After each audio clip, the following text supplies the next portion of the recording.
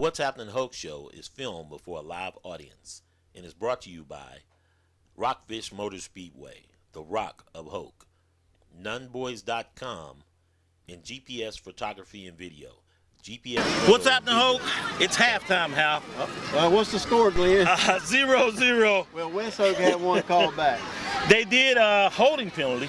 Yeah. Big long run. blocking it back. What a jump cut that kid had, man. It was, 70 yards I downfield? gotta remember that kid's name. Keontae Shaw. Keontae Shaw. Talked about him in the pregame. Wonder if he's related. I gotta find out if he's related to Nakeem Shaw.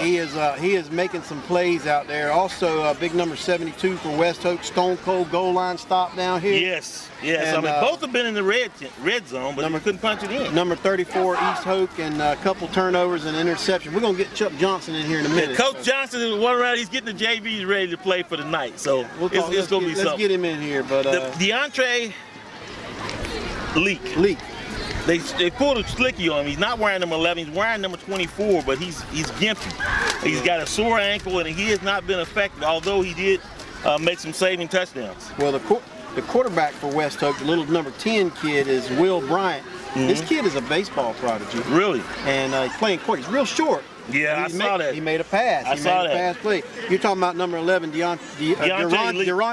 Durante Leak, but he's wearing number 24. I haven't seen Trevez Billinger do anything, sir. I saw number 34, Galbraith, almost break one for East Hoke. So you got to wonder, they're but on the verge. The name of the game, though, is turnovers.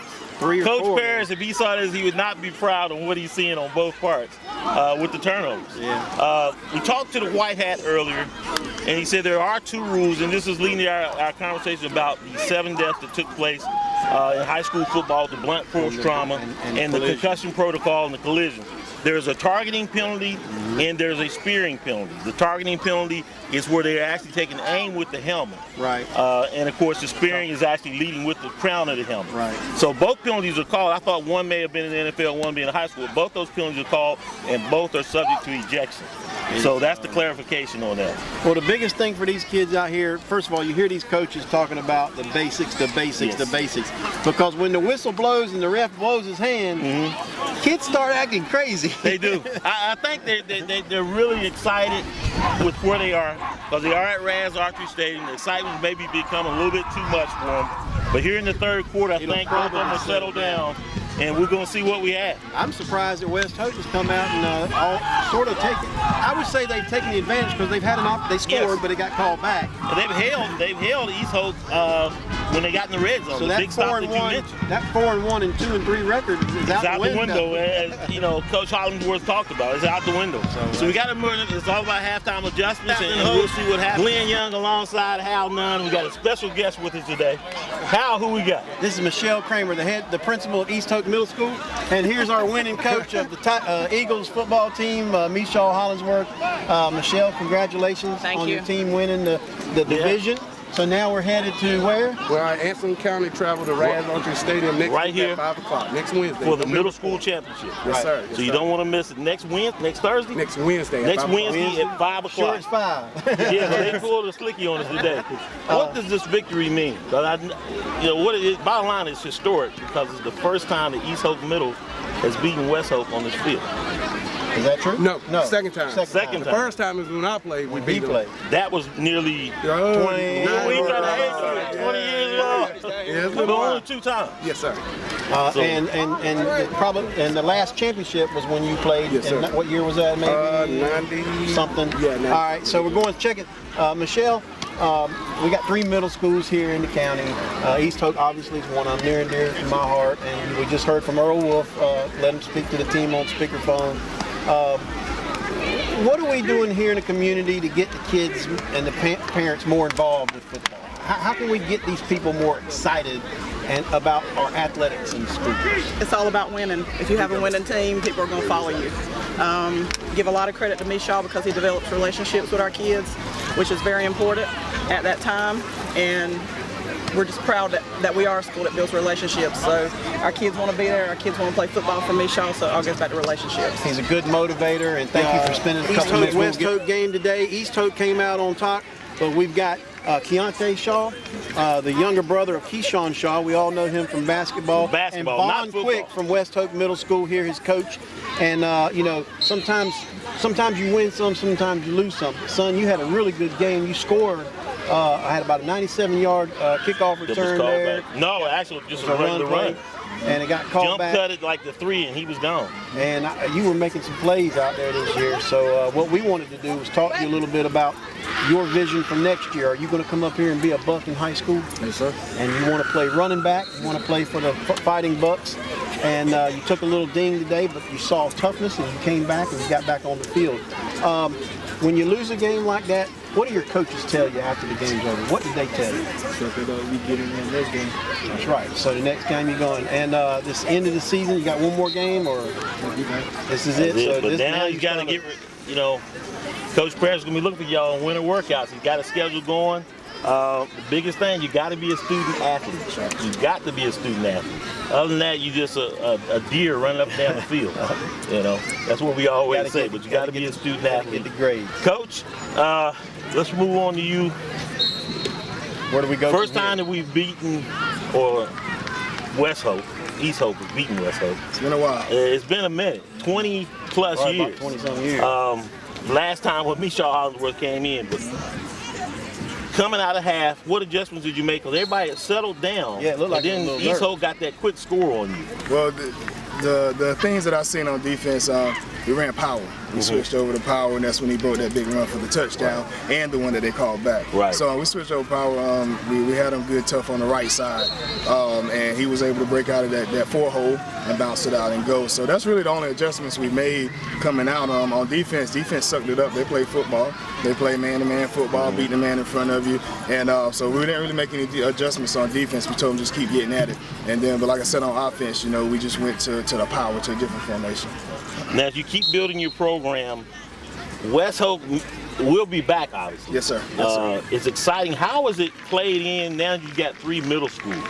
It was always East Hope, West Hope, East Hope, West Hope. Sort of spread Then all out of a sudden now we got 3 middle schools. What does that mean? Well, you know, Sandy Grove's here, but East is still our rivalry from day one. You know, East is still our rivalry, but you know, Sandy Grove, they gave us good Come fight. on in, Sandy But Grove. the thing that we're looking at is when those guys get to high school together, Take my spot. that they collabo together, and that they men together, and that they play Hoke County football.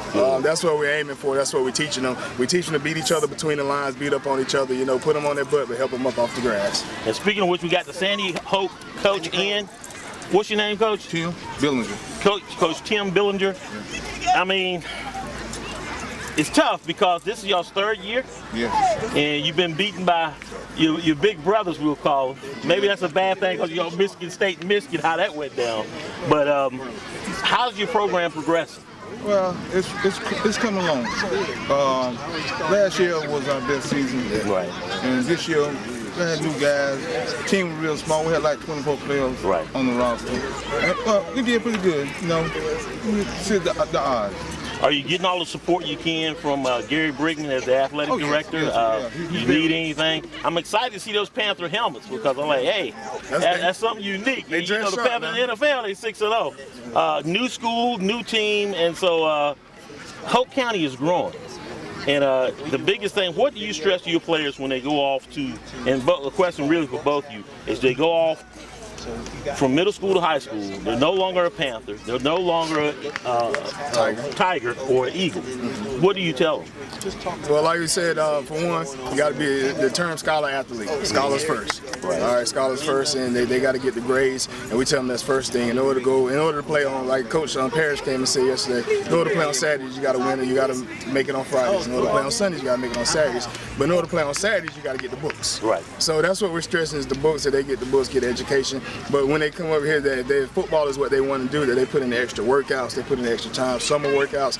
We're going to be having summer workouts on the field for anybody that wants to come out. So that's just an extra hard work and dedication. Same question for you, Coach. Same. I'm on the same answer. I tell the guys, don't get the big head. Right. You know? do your schoolwork first. Schoolwork's always first. They're gonna take you a long way. Athlete, good, but you gotta have the book smart. You got to know what to do when you go out to play football. Football is like mathematics, like the division. You don't know X from O's, you lost that game. Because everybody cannot play football. You got to be unique to play football, and the books come first. That's what I do. Listen to the teachers in the classroom. You know, we learned. I mean, they can't walk in our shoes. Right. As to where we coming up. Because back then we took things a little more serious than what's going on now. And it takes to be a student athlete. I'm excited about this young man. I'm excited about the 14 8th graders that y'all sending up there, rising 9th graders. And I don't know what the numbers are on East Hoke, Hal. I think he said about 12 or 13. 12 or 13 is great. Real quick, we're going to run out of time. Talk about this spring, they're talking about bringing the 3 teams together with the high school. They're going to do a big thing. Looks like a big combine is coming up this spring. What's going on with that? Well, I think that was a good idea by Coach up here to collaborate all that together. Right. And what that's doing is that's introducing them not only to the team that's ahead of them, the JV and the varsity team, but that's going ahead and getting them ready for Hoke County football. And see from the top to the bottom for varsity to freshman, they have to be on one accord. Right. So and that's what I think he's doing. He's getting them all on one accord, getting them all in shape early, which is the best thing, because that's what those other counties do. They get in shape. They're out here early, out here. Yeah, Richmond County, the Scotland County. Yeah. So that's what I think it's doing. It's going to be a blast to see all them guys together. I can't wait. It's great and exciting to have 3 middle schools feeding into us. So I'm excited about it. Has Coach gave y'all any plays to put in to run his offense or anything like that, or his defense? Not yet. So let y'all be your own. Yes, sir. Coaches, thanks for talking to me. You're doing yeoman's work. Appreciate for everything that you're doing and what you're gonna do. And same with you, Coach. Tough loss today, but hey, let's keep it going. You too, young man. That's gonna do it, Hope. We got to kick off the JV game, and that'll do it. I'm Glenn Young. For Hal, we did it. Hey, we got it done, man. Brought to you by Rockfish of Hope, Rockfish Motor Speedway. Be out the track this Saturday, and of course the coaches show next Wednesday, and then Friday night, of course, Purnell Sweat. All right, we'll see you.